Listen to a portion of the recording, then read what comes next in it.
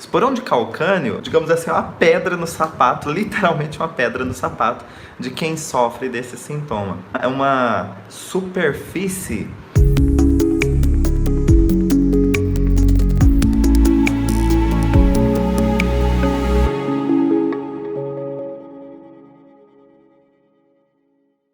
que acaba tendo uma multiplicação celular ali na região do calcânio, e é justamente onde nós apoiamos o peso do nosso corpo, onde nós principalmente absorvemos impactos, e por isso que nós temos essa cômodo muito importante. Então nós temos aí uma queixa que, para quem tem, é algo horrível. Então, existem muitos tratamentos que são paliativos, existem muitos tratamentos que às vezes chegam até ser mais agressivos, mas o importante de tudo é que a gente consiga estabelecer uma proposta de tratamento que seja realmente eficaz.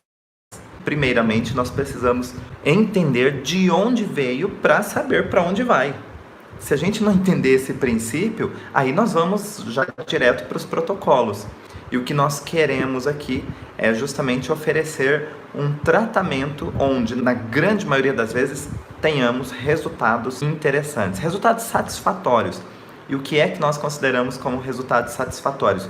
Resultados realmente expressivos, ou seja, eu tive aquele sintoma e agora não tenho mais. Eu não tenho nenhum resquício daquele sintoma. Você sabe que um dia ele esteve presente na sua história, mas hoje ele não te incomoda mais em nenhum nível, ok? Então isso que é importante quando estabelecemos uma proposta de tratamento que seja eficaz. Bom, precisamos entender o que? Para começar a estabelecer uma proposta de tratamento sobre esporão de calcânio. Bom, vamos entender o que é o esporão de calcânio. É uma multiplicação celular na região do calcânio. Calcânio, bem ali no calcanhar mesmo, é um osso localizado nessa região, onde nós apoiamos o pé. Ele faz parte ativamente de uma absorção de impactos durante o nosso caminhar, durante a nossa marcha. Ele é uma estrutura que nós temos que tem uma função não somente de dar suporte para o nosso corpo, mas principalmente em absorver impactos. Quer ver só como que ele serve para absorver impactos? Olha só, se você já assistiu Diego Hipólito, que é um ginasta brasileiro, um ginasta ouro brasileiro, o que acontece? Quando ele dá aqueles saltos e ele faz todo seu desempenho, quando ele dá lá, sei lá, quantas voltas no ar e se torce, enfim tal, ele tem que aterrissar. E nessa aterrissagem, ele quando desce, supondo que aqui seja o solo, quando ele desce, olha, ele vem com a ponta do pé, realmente.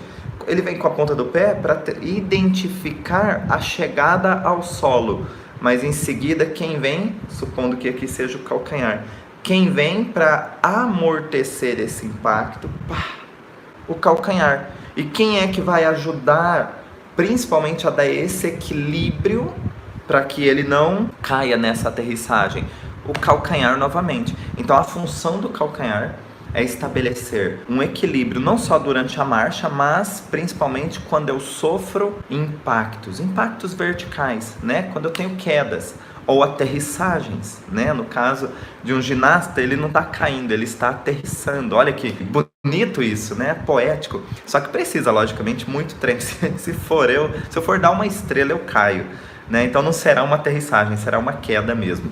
Mas no atleta, um atleta, né, ginasta, ele faz uma aterrissagem. O primeiro contato é da ponta do pé para que ele prepare a musculatura para se contrair o suficiente para essa aterrissagem. E aí é o calcanhar que vai desempenhar o trabalho duro, o trabalho pesado. Então, sabendo desse princípio, nós já conseguimos começar a subir uma montanha. Que montanha é essa? Eu gosto de fazer essa analogia. A gente vai construindo elementos para ir surgindo um entendimento, e aí lá em cima, que é o pico da montanha, quando nós entendemos toda essa jornada. Então começamos o primeiro degrau para subir essa montanha. Degrau não, isso não é escada, né? Começamos o primeiro elemento para conseguirmos subir essa montanha, escalar essa montanha, que é justamente a função do calcânio. Se eu entendo a função, isso me dá suporte para entender uma disfunção. Por isso que a gente vai estruturando todo esse conhecimento aqui. Se eu tenho essa função de amortecer impactos e dar estabilidade para o restante do corpo, porque olha só, como é que o nosso corpo ele tem um equilíbrio? Então a gente lembra de crianças quando começam a aprender a andar, ficam de pé e cai, fica de pé e cai, fica de pé e cai. Primeira coisa, ele fica estático, tentar buscar um equilíbrio. Quem é que vai fazer muito isso? Através de informações sensoriais localizadas ali na base do pé, no solado do nosso pé, nós temos informações do solo, do tipo de terreno que estamos pisando, se é liso, se é rugoso, se é uma grama, se é uma areia. Uma areia, por exemplo, ele é um terreno irregular, uma grama também. Já um piso de casa, um piso frio e tal, enfim, ele já tem um aspecto regular. Então, muito bem, é para essa identificação. Por quê? Porque eu tenho musculatura que vai contrair ou relaxar dependendo da necessidade. Eu tenho todo um peso do corpo ali que precisa ser equilibrado. Qual é a articulação que precisa trabalhar assim imensamente para manter essa estabilidade? A articulação do tornozelo.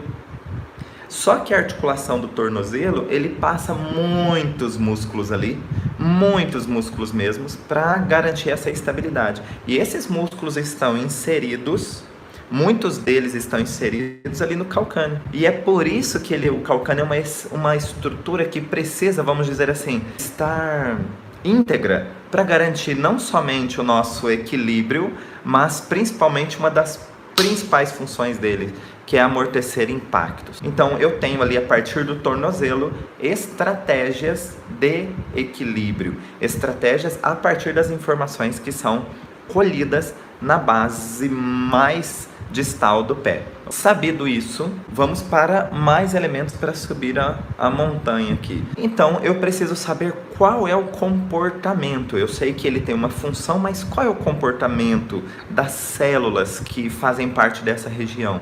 Bom, o tecido embrionário ou folheto embrionário que forma essa região, que forma o calcânio em si, que é a estrutura que nós estamos dando ênfase hoje, o tecido embrionário que forma o osso calcâneo é mesoderma, é chamado de mesoderma. Nós temos 3 folhetos embrionários. O que são folhetos embrionários, Adailton? São folhetos, são matrizes que vão formar todo o nosso organismo. Ou seja, todas as células, todos os órgãos, todas as partes do nosso corpo são formadas por esses folhetos embrionários. Não tem nada do nosso corpo que escape dessas 3 matrizes. Tá? Essas 3 matrizes são formadas lá quando ainda somos um embrião. Depois das primeiras divisões de células, vão surgindo esses 3 folhetos embrionários. E aí eles vão migrando para um lado e para o outro e vão adquirindo diferentes funções e vão formando tudo que tem no nosso corpo. E um desses 3 é o mesoderma. Então, dentro dos estudos da nova medicina germânica que foram desenvolvidos pelo Dr. Hammer, um médico alemão, ele dividiu didaticamente as funções ou os comportamentos do tecido embrionário mesoderma em novo e antigo. Isso porque uma parte do folheto embrionário mesoderma, ele deixa seus registros de comportamento em uma região cerebral mais antiga, a nível filogenético mais antigo. E outra parte do folheto embrionário mesoderma, ele deixa seus registros comportamentais, ou seja, de interação com o ambiente e as suas reações, com uma parte do cérebro considerada a nível de evolução mais novo. Então ele dividiu entre mesoderma novo e antigo, tá? É uma divisão estritamente didática, não é uma divisão anatômica, não é uma divisão embriológica, é uma divisão didática, porque só existem 3 folhetos embrionários, mas um deles tem mais de um comportamento e se relaciona mais com áreas cerebrais distintas. Então eu tenho aqui o mesoderma novo. Qual é o comportamento do mesoderma novo? O mesoderma novo, ele reage com situações que despertem em mim potência, valorização. O mesoderma novo gosta disso, vamos dizer assim, ele tem uma afinidade com a valorização, com a potência, porém, ele vai ser convidado a expressar reações toda vez que ele vivenciar impotências ou desvalorizações. O que eu quero dizer com isso? Ele vai ter comportamentos. E comportamento significa que às vezes eu vou ter uma destruição ou uma necrose de células, ou eu vou ter uma multiplicação celular. Agora olha só, opa, despertou algo aqui. O que é o esporão de calcânio? O esporão de calcânio nada mais é do que uma multiplicação celular. Se a multiplicação celular é um comportamento de reação a algo, então eu preciso saber qual é a situação que esse tecido está se relacionando, porque ele está reagindo com algo. E mais do que isso, quando eu entendo de onde veio, fica mais fácil propor o retorno. E o retorno significa a reparação desse comportamento. Bom, gravem uma coisa. Toda vez que eu tenho uma multiplicação celular, eu tenho um comportamento de tentativa do nosso organismo em aumentar a função. E todas as vezes que eu tenho uma necrose ou uma diminuição de células no local, eu estou tentando diminuir a função na tentativa de ganhar tempo. Então, quando tenho uma tentativa de aumentar a função, eu estou tentando resolver mais rápido. Quando eu estou diminuindo a função, eu estou tentando ganhar tempo. É algo simples. E por que é simples assim? Porque o nosso organismo adota estratégias de sobrevivência. Nossa, Dailton, estratégias de sobrevivência? Sim. Ou você acredita que nós teremos reações de multiplicação celular ou de necrose celular sem que isso tenha assim, um objetivo muito intenso por trás? É preciso. E como é que eu tenho algo que seja tão forte para mudar o comportamento? Nossa, você tirou isso de onde? Eu tirei isso a partir de informações de cientistas. Ah, você sempre fala do Bruce Lipton. Será que é ele de novo? Sim, é ele de novo. Mas ele, eu sempre gosto de reforçar aqui, porque ele é uma referência. A nossa percepção comanda a nossa biologia. E é a partir desse princípio que a gente entende quando existe uma multiplicação celular, quando existe uma necrose, que é a morte de células. Isso tudo aparentemente do nada. Porque um esporão de calcânio surge aparentemente do nada, por exemplo. Ah, foi surgindo, foi sentindo ali uma dor, foi sentindo um desconforto, parecia como se fosse um espinho e tal, mas foi aumentando o desconforto, foi indo, eu comecei a andar com muito desconforto, fui ao médico, fiz um raio-x e foi detectado lá um esporão de calcânio. Aí de repente a explicação que vem é o seguinte: não, o senhor está usando o calçado inadequado e isso está gerando muitos impactos no seu calcanhar, está estimulando a produção de cálcio aqui e por isso tem esse esporão. Aí ele fala: nossa, entendi, eu vou, ao invés de sapato, vou começar a andar de tênis com amortecedor. Falou: excelente. Só que esqueceu-se que ele anda com os dois pés.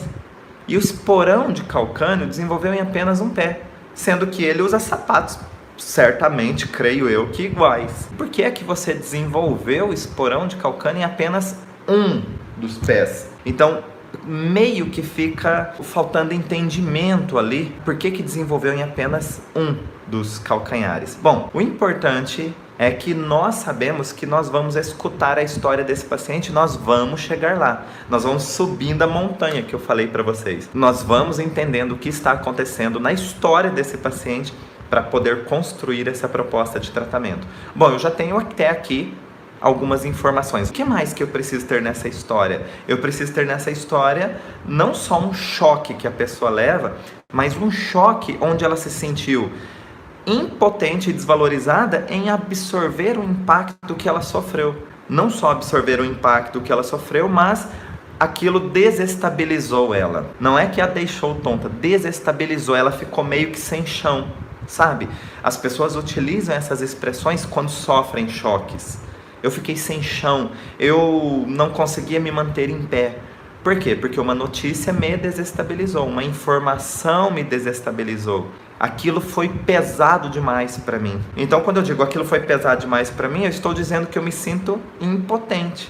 Eu não consigo lidar com isso, eu estou me desvalorizando. Então, o sentimento de impotência ou desvalorização são elementos que participam dessa percepção que vão deixar registros que despertam uma reação. Por que que nosso organismo precisa reagir? Porque naquele momento de choque eu não consegui fazer nada. Eu não consegui nem lutar e nem fugir. Porque quando nós somos pegos de surpresa, muitas vezes o que nós aprendemos não vai ser o suficiente para que a gente resolva aquela situação.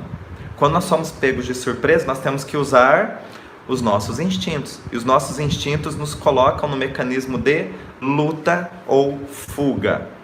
E quando eu não consigo acionar nem a luta nem a fuga, eu tenho ali um problema. E esse problema, quem é que vai tentar tomar as rédeas de resolução para pelo menos dar um suporte? O nosso organismo biológico.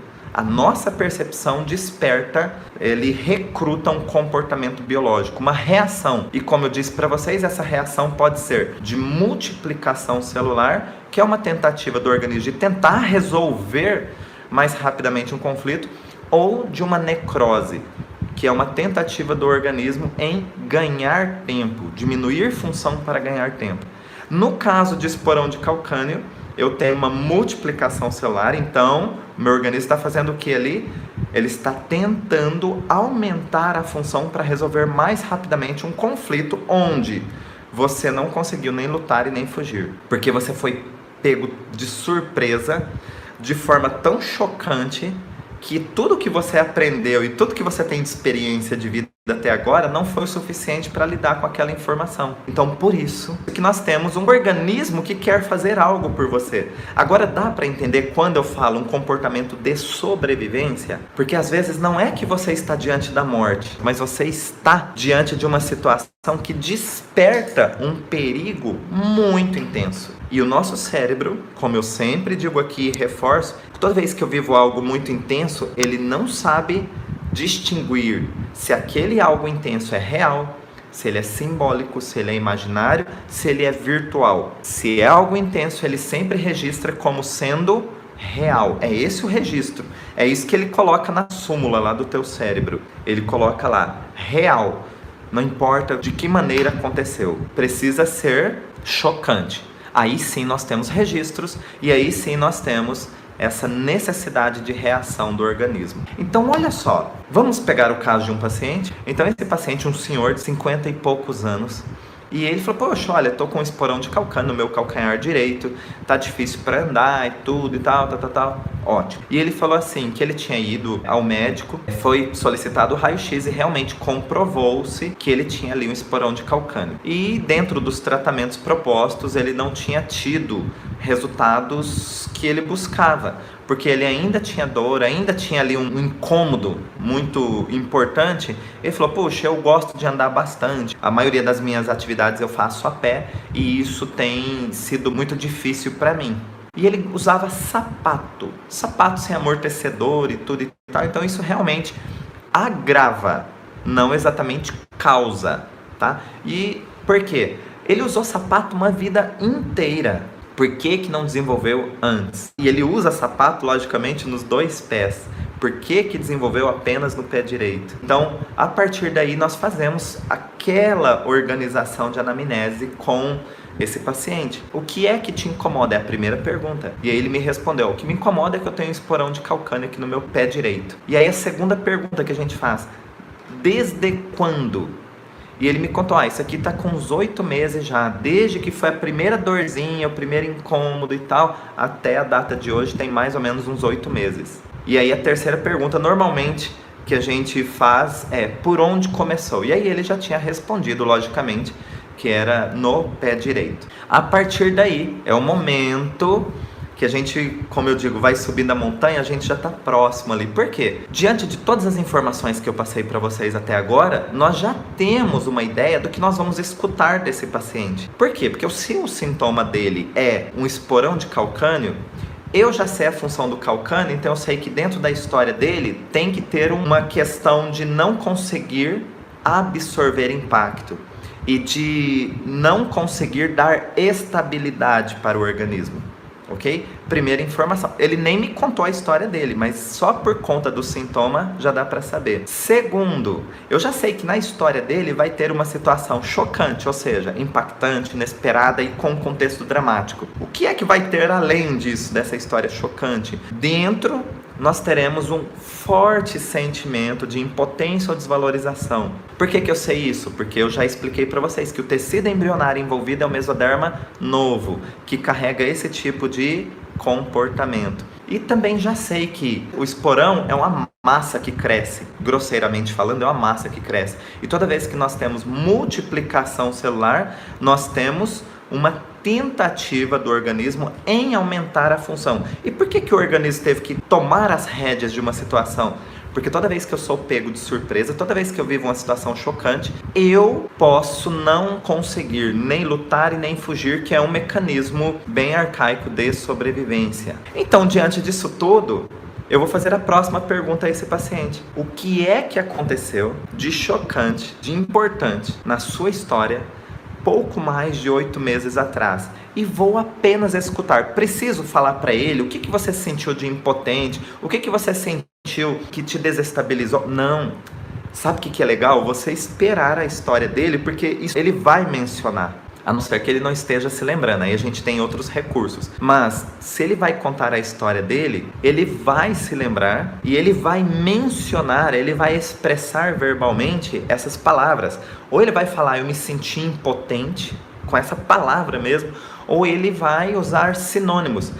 Eu não conseguia, eu via que não era possível, não aguentava mais. Então, são expressões de impotência ou desvalorização. Mas eu sei que quando ele contar a história que realmente foi o desencadeador disso tudo, ele vai mencionar todo esse contexto. E aí é interessante que esse é o cenário comum para todos. Cenário de impotência, desvalorização, cenário de instabilidade. Isso é um protocolo de forma alguma, porque eu tenho aqui uma história que tem pontos marcados, porém a individualidade desse paciente, a história individual dele é que preenche as lacunas. É como se eu tivesse uma sala quadrada e eu tenho ali 4 pilares. Esses 4 pilares é o que vai ter comum em todos os pacientes. Mas agora eu vou preencher. Eu posso preencher com tijolos de 8 furos, posso preencher com tijolos de 6 furos. E aí eu posso preencher com a minha particularidade. E fora isso, depois eu vou pintar essas paredes com a cor que eu escolho. Depois eu vou decorar esse interior. Então percebe que eu tenho aqui alguns pontos marcantes que vão ser comuns para todos os pacientes que tiverem esporão de calcânio. Mas eu tenho muito mais a particularidade da história de cada indivíduo. E é isso que é apaixonante nesse tipo de avaliação. Nós respeitamos, nós escutamos a história de cada paciente. Quando nós escutamos a história do nosso paciente, nós temos a oportunidade de identificar o fator causal do sintoma desse paciente exatamente dentro da história dele e não dentro de um protocolo. No protocolo eu posso ter resultados ou não, vai depender se aquele paciente está dentro dos padrões. Agora, quando eu escuto, eu tenho marcadores, mas eu escuto, respeito e avalio a história do meu paciente, eu consigo chegar no fator causal. E quando eu chego nesse fator causal, eu tenho condições de ampliar a percepção desse paciente através de alguns estímulos e ferramentas, e o resultado disso é ter expressões biológicas que vão se traduzir em resultados que o paciente busca, resultados satisfatórios, ok? Eu disse para vocês o seguinte, se nós sabemos qual foi o caminho que levou uma pessoa a desenvolver um sintoma, fica muito mais fácil de nós também darmos estímulos, oferecermos estímulos para que essa pessoa consiga trilhar um novo caminho ou retornar no caminho. Porque são 2 caminhos de resolução. Ela pode tanto retornar pelo mesmo caminho que ela foi, ou ela pode seguir adiante. Qual a diferença dos 2? Depende muito do potencial de cada paciente. A diferença biológica é que quando eu volto o mesmo caminho, eu tenho resultados, porém eu não evoluí. Isso significa que diante daquela história está provavelmente resolvido. Só que uma nova circunstância semelhante, eu posso talvez desenvolver um novo esporão. E quando eu caminho um novo caminho, aí eu tenho a possibilidade de ter evoluído sobre a minha história, sobre a minha própria história. E quando eu evoluo sobre a minha própria história, fica muito difícil que um estímulo semelhante ao anterior tenha influência sobre o meu organismo. Por quê? Porque eu já deixei para trás, eu já consegui sobrepor, eu já fui para outro nível. E se eu já fui para outro nível, o que ficou para trás não tem força suficiente para influenciar o comportamento do meu organismo. Porque olha só, é muito diferente eu ter reações e eu desenvolver ações. Quando eu tenho reações, eu posso até ter resultados, mas eu continuo no mesmo patamar. Quando eu desenvolvo ações, eu tenho resultados e eu tenho uma possibilidade desses resultados serem definitivos. Por quê? Porque aquela história foi virada a página. E é assim que nós gostamos de trabalhar. Todos os estudos que nós desenvolvemos, todas as pesquisas, toda a organização dentro da nossa avaliação, ela é milimetricamente trabalhada para caminharmos um novo caminho, para oferecermos para o paciente um novo caminho. Por quê? Porque nós queremos que ele evolua sobre a própria história. E quando ele evolui sobre a própria história, todo aquele contexto, mesmo que ele viva novamente situações semelhantes ou até as mesmas, elas não terão força suficiente para gerar uma influência de um novo comportamento. Como é que nós podemos iniciar uma ampliação de percepção aqui? Mas o que é que nós temos aqui de forma generalizada? A expressão ou comportamento do tecido e o sentido biológico. Qual é o comportamento do tecido mesmo? Impotência ou desvalorização. Então eu preciso estimular esse paciente, pode ser através de vivências, pode ser através de verbalização, nunca com conselho. Por que nunca com conselho? Porque conselho tem um período de validade muito breve. Às vezes o conselho faz sentido aqui, dentro do ambiente clínico, e quando ele saiu ali na calçada, esse conselho já não se sustenta. Nós podemos utilizar verbalizações. Verbalizações que jeito? Verbalizações com expressões, palavras ou frases que vão de encontro ao sentido biológico. Se o sentido biológico desse tecido é impotência e desvalorização, eu preciso estimular esse paciente para ações que o façam sentir-se potente e valorizado. E mais do que isso, eu estou falando do calcânio. E o calcânio, ele tem a função de dar estabilidade e dar um suporte de amortecimento de impactos. Então, o que eu posso, de repente, trazer algo palpável para esse paciente? Vamos dar um presente para esse paciente? Como é que eu posso extrair dele mesmo uma ferramenta que ele possa carregar 24 horas com ele? Eu posso pedir para ele contar para mim uma situação da vida dele, da história dele, onde ele se sentiu valorizado ou onde ele se sentiu muito potente, dentro de um contexto de sentir-se estável, de sentir-se firme, de sentir-se seguro. O que eu quero dar aí? Eu quero recrutar da história dele sensações, emoções, sentimentos que ele já vivenciou, ou seja, que faz parte dele. Eu quero recrutar isso tudo. Quando a gente fala sentimentos, sensações, às vezes é meio abstrato. E para que a gente saia da teoria e vá para uma prática, nós podemos extrair dele mesmo. Então eu peço para ele, conte para mim o momento da sua vida, da sua história, onde você se sentiu extremamente potente ou valorizado. Pode ter sido no nascimento de um filho, tem tantas coisas. O importante é que naquele momento você foi tomado por sensações, sentimentos, emoções que o fizeram sentir potente e valorizado, dentro de um cenário de estabilidade, dentro de um cenário de firmeza, de segurança. Ou que você sentiu-se orgulhoso, porque algo caiu no teu colo, vamos dizer assim, pá, aquela bomba, vamos dizer, e você conseguiu tirar de letra, lidar com sensatez e resolver uma situação.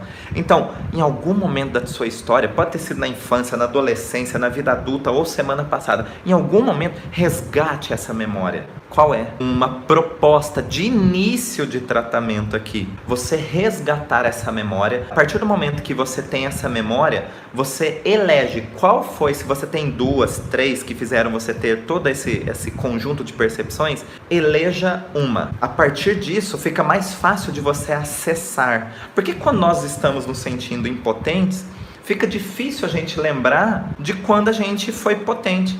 É como se caísse por terra todas as nossas celebrações, nossas glórias, nossas honras. E em algum momento da nossa história existe celebração, glória, honra, que faz parte da minha história, com a minha participação ativa. Resgata essa memória, pede para o seu paciente resgatar essa memória, e todas as vezes que ele começar a se sentir impotente, desvalorizado, de alguma maneira quase que um fracassado, ele trazer essa memória. Por quê? Para essa memória dar suporte para ele desenvolver ações, ao invés dele ficar passivamente tendo reações. Então eu preciso de um fator motivador meu mesmo para dar o start de uma ação.